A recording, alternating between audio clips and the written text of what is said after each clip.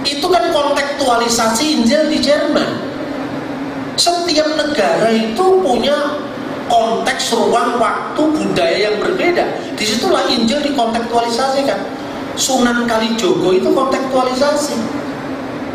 Pada saat ketemu dengan Sunan Bonang, Begal Lokojoyo itu melihat pangeran-pangeran karena wit kolang kaling yang ditunjuk sama Sunan Bonang berubah menjadi emas. Tidak diterangkan 24 karat atau 23 karat, tidak diterangkan. Tapi gara-gara dia mendapatkan pangeran-pangeran itu, akhirnya dia jadi pandereknya Sunan Bonang tanpa diceritakan kapan baca syahadatnya.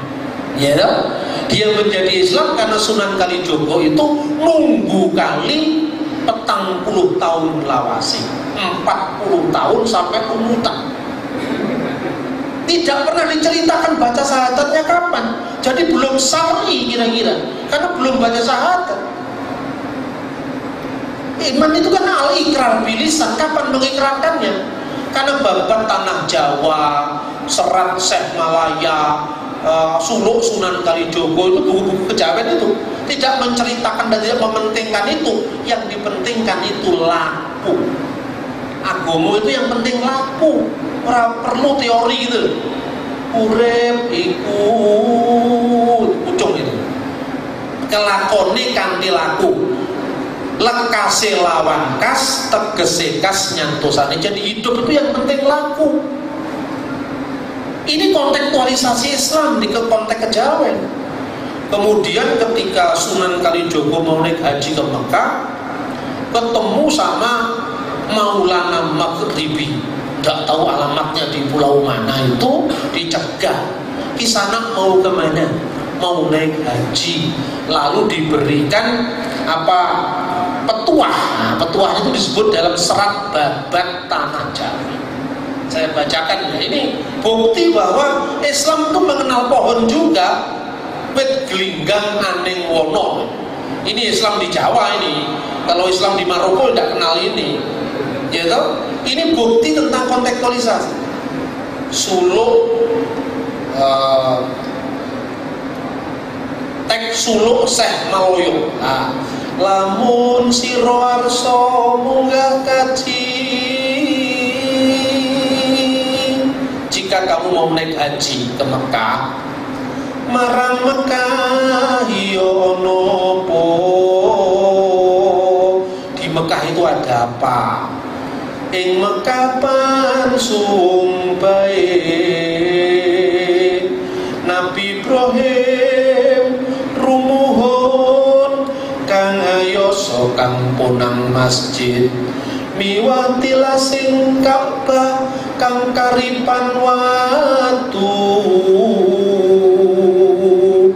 kumandul tanpa cantelan apa iku kang arso sira bekteni dadi mangran braholo.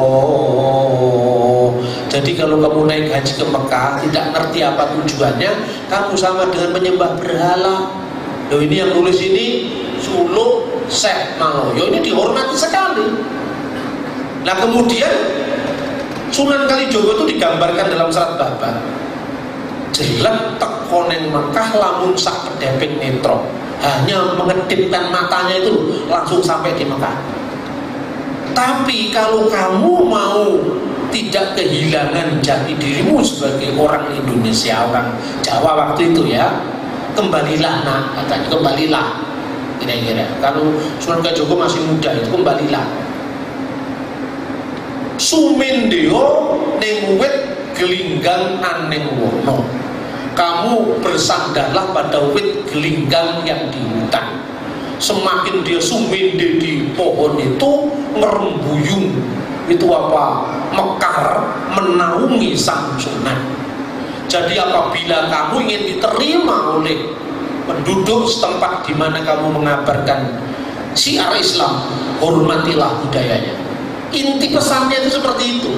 Ini bagian dari kontekstualisasi. Makanya di Arab tidak ada lagu ilir-ilir, di Jawa ada ilir-ilir, ya kan? Inilah sama dengan pohon Natal, Sinterklas, karena yang kontekstualisasi ora iso nembang dandang kula, isonya jingle bells itu. Ini kontekstualisasi gaya barat. Lo yang gini kok dipersoalkan? Ini kemunduran kita bagi bangsa. Lebih aneh lagi kok ya enek sing melu itu heran saya. Apa ndak pernah baca buku? Apa ndak pernah baca literatur kebudayaan? Bagi saya aneh. Kemunduran menurut saya. Tetapi saya kira yang mundur-mundur itu tidak banyak. Itu karena politik saja.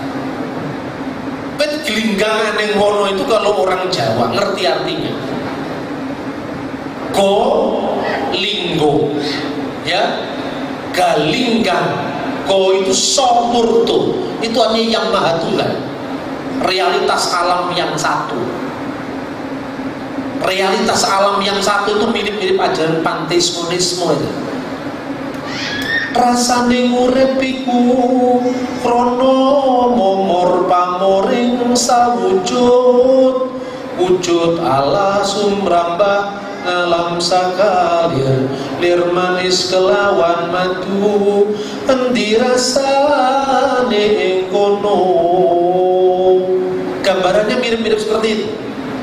Itu sopurto, itu maha asa.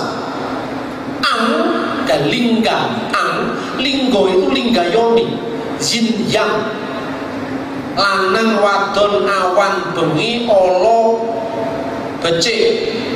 Dunia iki dadi dunia yang ana sing ala, ana sing apik. Contohnya sing apik aku, sing ala habib bersik misalnya, ini contoh. Ini isinya dunia.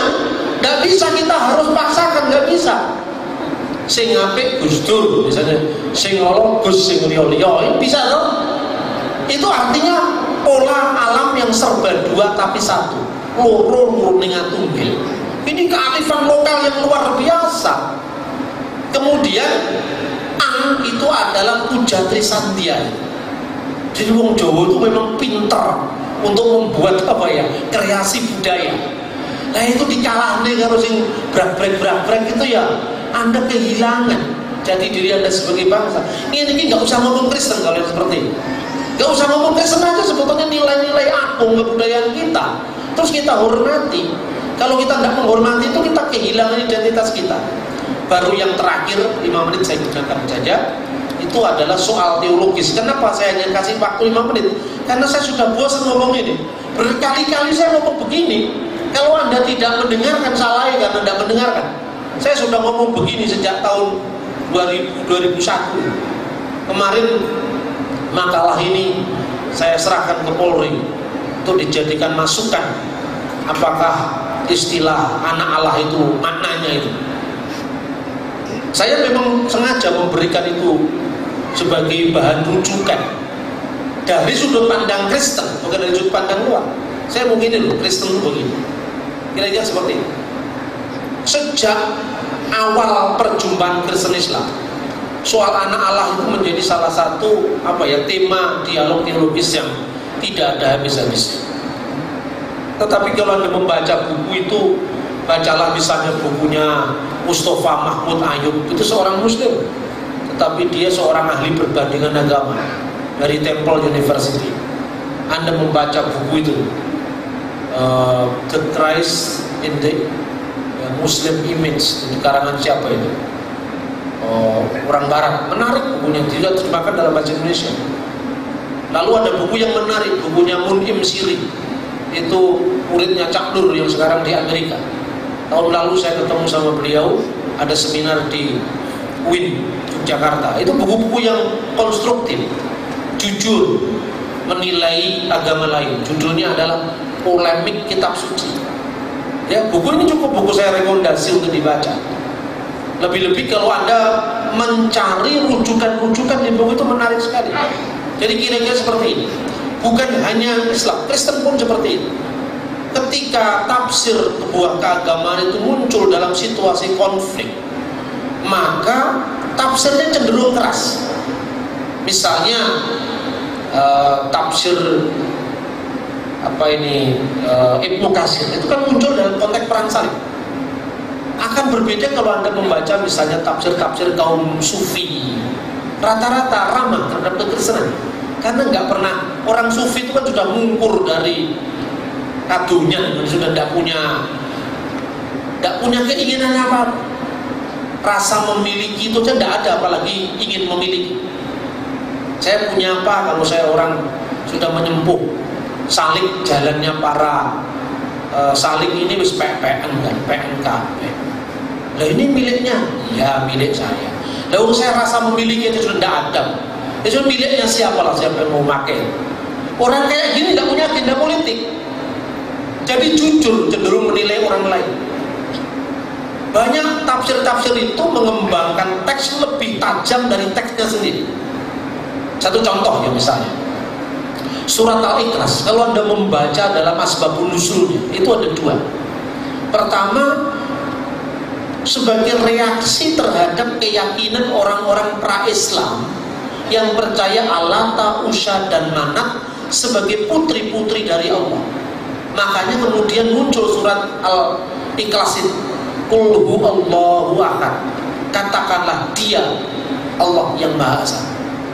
Dan maka ketika orang mengatakan Bapak kami yang di surga, lah apa Tuhan itu laki-laki toh Pak kalau disebut Bapak. Terus kalau saya balik, Qul huwa itu dia laki-laki, hi bukan si. Kenapa Tuhan kamu panggil hi? Huwa bukan dia. Apa Gusti Allah lanang kan ya ora. Loh, tapi kata ganti dirinya laki-laki, gak usah dipersoalkan, itu tetap bahasa. Bapak itu bahasa teologis, tanya sama orang Yahudi. Doa Avinu Sebasemayim itu sebelum Kristen sudah ada. Avinu Wemalkinu itu muncul di naskah-naskah Qumran. Gitu loh. Jadi rujukannya yang banyak, jangan yang rujukannya kitab sucimu dewe, itu bisa rusak itu. Kitab sucimu kan bukan kitab sucinya orang lain kan. Nah, yang kedua, Nabi Muhammad itu dites sama orang Yahudi. Bagaimana konsep tentang Tuhanmu? Nah, kalau dimunculkan konsep itu, Tuhan itu transenden, tidak beranak, tidak diperanakan secara fisik, tidak ada serupa dengan dia. Ini tidak ada kaitannya dengan Kristen. Tapi teks-teks lain misalnya yang dirujuk dalam fatwa MUI tahun 81, surat Al-Maidah 72, 73, 116, Al-Kafirun, apalagi Al-Kafirun kan konteksnya di Mekah itu, nggak ada kaitannya. Nah, teks Al-Maidah 72 itu laqad kafara alladziina qalu innallaha huwal masih ibnu Maryam. Sungguh telah kafirlah orang yang mengatakan sesungguhnya Allah itu adalah Al-Masih Isa putra Maryam. Di mana ada kredo dalam iman Kristen yang mengatakan Allah itu Yesus? Tidak ada itu. Walid yang benar Yesus itu Allah, bukan Allah itu Yesus. Pertanyaannya, yang disebut Yesus itu siapa? Anak laki-laki yang dilahirkan itu akan dinamai Yesus. Berarti Yesus itu nama anak laki-laki yang dilahirkan Maria, bukan nama Allah. Nah, karena Yesus yang dilahirkan Maria itu serempak adalah firman yang menjadi manusia. Ketika dia dikandung Maria, Yesus tetap satu dengan firman-Nya. Tetap firman itu satu. Maka tidak pernah sekejap mata pun firman itu terlepas dari Sang Kristus. Makanya Maria disebut Walidatul Ilah, Theotokos, yang melahirkan Allah. Bukan Allah Bapa yang dilahirkan, yang melahirkan Yesus Kristus yang adalah Allah sebagai firman Allah. Itu konsili Efesus, bukan ajaran Katolik, bukan ajaran Ortodok. Itu konsili Efesus. Gereja Protestan mengakui 4 konsili. Berarti kalau konsili Efesus Anda akan ketemu dengan gelar Theotokos. Iya toh? Loh, saya kan ngomongnya pakai data sejarah kan. Semakin orang nggak merujuk pada sumber primer, dikit-dikit Katolik, tanda salib Katolik. Katolik belum berkembang di Eropa seperti sekarang ini. Gereja-gereja Katolik purba yang disebut gereja di Katolik Timur, gereja Ortodok itu sudah pakai tanda salib. Gereja Lutheran juga pakai tanda salib. Tapi di Indonesia terpengaruh Calvinis, nggak ada tanda salib. Tapi nggak usah pakai tanda salib juga tetap bisa masuk surga, nggak masalah itu nggak jadi masalah. Cuma jangan menyalahpahami orang itu. Kira-kira seperti itu. Jadi tidak pernah ada ajaran Kristen yang mengatakan Allah itu Yesus. Yang ada Yesus itu Allah. Mungkin aliran monofisit yang hanya dianut oleh pendirinya Etikas. Dan ini bukan ajaran ortodoks Syria, bukan ajaran ortodoks Koptik, bukan ajaran ortodoks Armenia. Gereja-gereja ortodoks Oriental hanya meneruskan formula Kyrillos, ya, mia peses tontion logon sesar komeni, satu kodrat ganda firman yang menjadi manusia. Karena Alkitab tidak pernah mengatakan firman itu turun kepada manusia Yesus, tapi Alkitab mengatakan firman menjadi manusia. Logos saks egin itu. Maka Yesus itu tidak bisa satu detik pun dia kehilangan keilahiannya. Tetapi ketika dia mati, firman Allah tidak ikut mati. Dia yang dibunuh dalam keadaannya sebagai manusia. Ketika teman-teman Muslim mengatakan, "Oh, Tuhan kok mati?" Sama dengan kalau Anda mengatakan Quran itu firman yang menjadi kitab. Iya kan? Kitabnya ditulis di atas kertas. Kertasnya terbakar, apa kayak firman Allah terbakar? Kan enggak. Yang terbakar kertasnya gitu loh. Ada tulisan yang bagus dari Muslimat NU itu nada-nadanya bahasa saya itu. Kamilu billahud, kamilu binas, itu bahasa saya itu. Kalau Anda belajar di gereja Katolik, di GPIP nggak ada bahasa kayak begitu.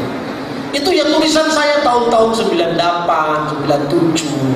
Saya sampaikan di IAIN Sunan Kalijogo, IAIN Antasari, itu ada Pak Joko, itu orang Banjarmasin. Tahun 2006, 2007 sudah banyak kita kemana-mana.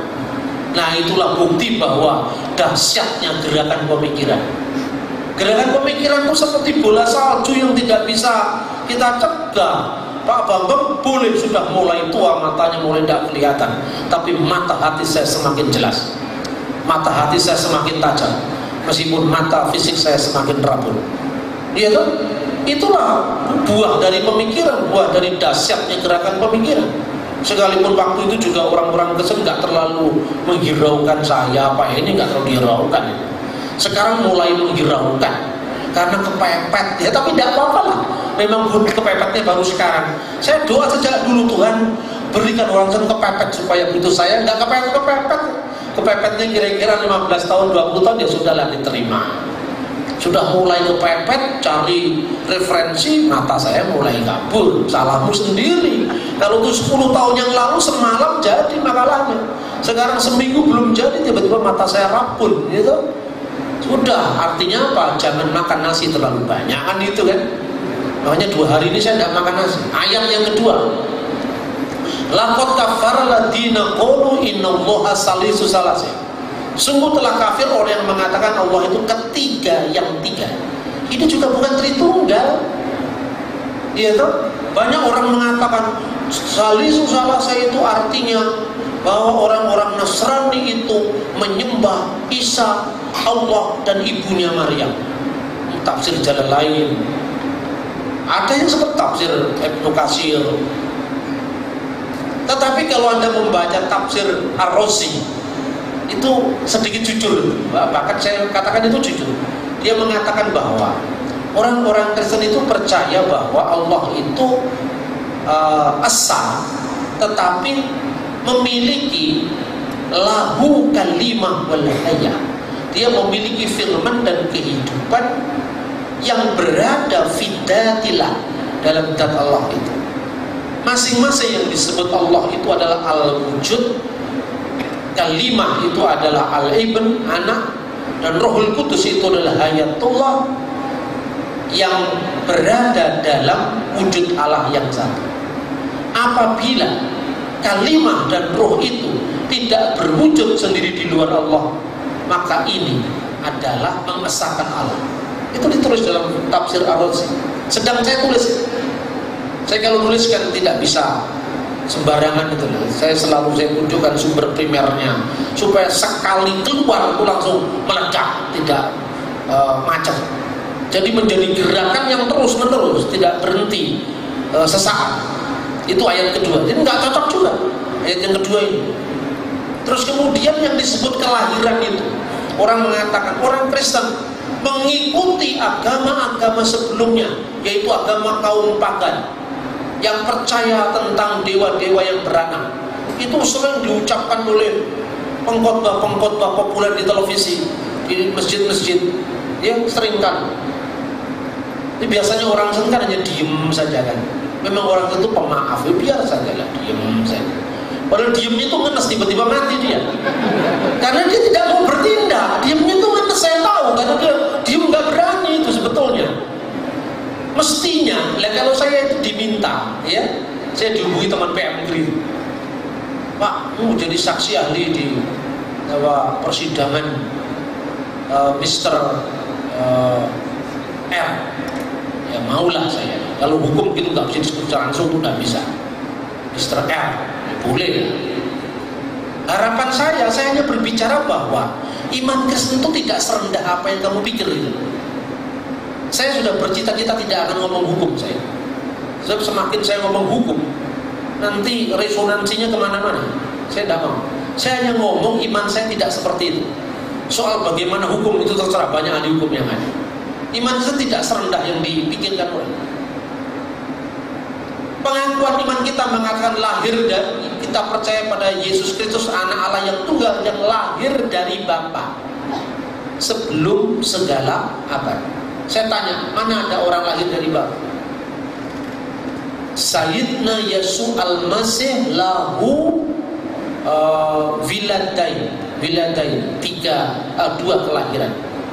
Tuhan kita Yesus memiliki dua kelahiran. Al-awal wiladah al-ilahiyah, wiladah al-azaliyah min ab bid goiri lahir dari bapa tanpa ibu. Artinya apa? Lahir dari bapak itu bukan bapakmu dalam pengertian bapak fisik. Bapak dalam pengertian heavenly father, Abba Samawi, Bapak surgawi. Maka ini bukan kelahiran dalam konteks ruang, konteks waktu, keterbatasan fisik, memerlukan kandungan, memerlukan kelahiran fisik, bukan itu. Tapi kelahiran abadi, artinya mijile sabdo langgeng saka Gusti Allah kang moho langgeng ing jaman kelanggengan. Ini kalau Anda mendengarkan lingsir wengi, ora ono suarane kutu-kutu walang atau kalau orang hamil mendengar wejangan ini langsung lahir anaknya, katanya, ya kan? Ini ilmu tua ini. Lahir dari Bapa, tidak ada di dunia ini orang lahir dari Bapa. Lahir dari Bapa sebelum segala abad.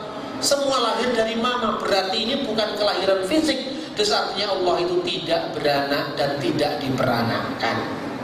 Turun ke dunia, yaitu wilada al-jasadiyah, kelahiran jasadi min duna'a, dari ibu tanpa bapak. Rumusan-rumusan ini berasal dari Konsil Efesus. Ini ajaran resmi gereja. Lahir dari ibu tanpa bapak artinya apa? Maria benar-benar perawan. Maka anak yang dikandung itu, seperti guyonan saya sebelumnya, bukan anaknya Yusuf suami Maria, apalagi Yusuf kalah. Itu artinya. Coba berapa kali saya banyol kayak gini sejak tahun 98 kan? Baru sekarang itu jadi meledaknya. Saya kadang-kadang dihibur oleh diri saya sendiri. Seorang pencipta sejarah selalu muncul lebih dulu dan harus mau disalahpahami dulu, baru Anda diterima. Saya ngomong sama istri saya, terimalah diriku apa adanya. Sekarang sudah mulai mukti sedikit karena apa? Sudah habis mengunduri itu, wow, lagi orang mau ngerti. Dulu saya masih muda, tidak banyak orang mau ngerti. Karena ambisinya masih besar orang-orang waktu itu. Sudah kepepet mulai mau datang. Ya Alhamdulillah, tidak ada yang terlambat untuk kita berbuat untuk kerajaan Allah. Kalau Tuhan izinkan baru 15-20 tahun orang mendengarkan YCS, artinya saya dan Pak Heni akan diberi waktu hidup lebih lama lagi. Karena apa? Nunggu Anda siap. 20 tahun lagi nggak cukup, 40 tahun lagi. Tidak cukup 1000 tahun lagi, kayak kata Khairil Anwar. Tuhan memberkati kita. Terima kasih. Puji Tuhan, saudara-saudara, kita memasuki forum tanya jawab. Tapi tidak lama juga karena 8:30 kita harus mengakhiri. Ya, pada perayaan itu. Nanti pada waktu tanya jawab ini kita akan memberi yang terbaik untuk Tuhan, memberi persembahan. Ingat, datang pada Tuhan jangan dengan tangan hampa. Misalnya orang Majus datang pada Tuhan Yesus memberikan apa yang mereka miliki sebagai tanda kasih kita kepada Tuhan juga. Kemudian nanti saat pulang akan dibagikan konsumsi, tapi waktu minum sekarang boleh dibagikan ya. Mohon silakan yang ingin bertanya. Nanti sebentar lagi sebelum itu kita akan edarkan kantong persembahan.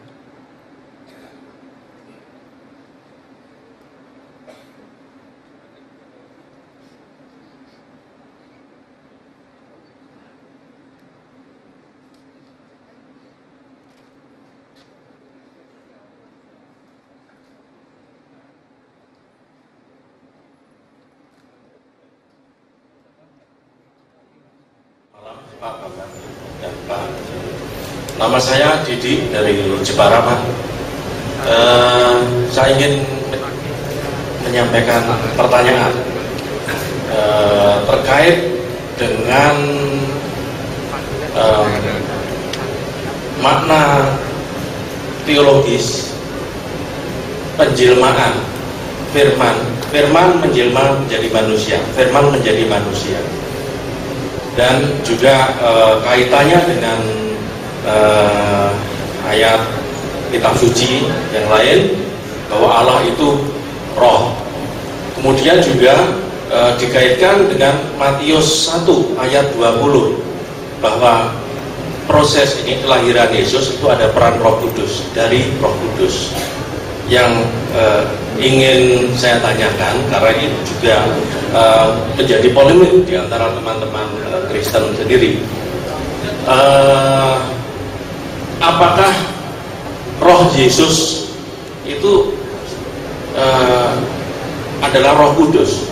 Karena firman menjadi manusia, manusia mempunyai roh, mempunyai tubuh, jiwa, dan roh. Nah, Roh Yesus sendiri itu apa? Roh Kudus. Dan kalau itu bukan Roh Kudus, berarti Yesus yang sudah bangkit dari antara orang mati, yang sudah mengenakan tubuh kemuliaan, itu juga mempunyai roh. Kalau itu bukan Roh Kudus, perlu juga diperjelas. Berarti ada dua roh, yaitu Roh Yesus sama Roh Kudus. Nah, mohon ini saya membutuhkan penjelasan yang lebih detail, Pak. Terima kasih. Untuk mengetahui itu yang apa Roh Kudus adalah Roh Yesus, kan gitu ya. Terima kasih. Satu lagi, ada dari yang lain pertanyaan? Silakan. Ya, cepat menghebat waktu.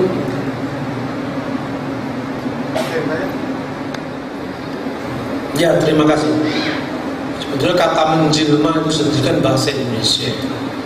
Kalau di dalam tulisan-tulisan teologis bahasa Latin itu disebut inkarnasi. Jadi firman memasuki daging, firman menjadi daging. Firman Allah itu menjadi manusia. Proses menjadinya firman Allah menjadi manusia itu dimungkinkan kemanusiaan Yesus itu oleh Roh Kudus. Jadi Yesus itu bukan roh Allah. Kan ada nyanyiannya kan, Yesus adalah roh Allah. Itu bukan ajaran Kristen, itu ajaran Islam. Itu gelar. Yesus itu kalimatullah, turun menjadi manusia oleh kuasa roh Allah. Jadi firman itu menjadi manusia. Menjadinya firman menjadi manusia itu dimungkinkan oleh kuasa Roh Kudus. Karena apa? Yesus tidak mengambil benih kemanusiaan. Dia putranya Maryam, sepenuhnya manusia. Kalau disebut sepenuhnya manusia, berarti Yesus punya roh. Kan begitu kan? Ini sudah clear sebetulnya. Pernah ada ajaran yang seperti ini, namanya Apolinaris.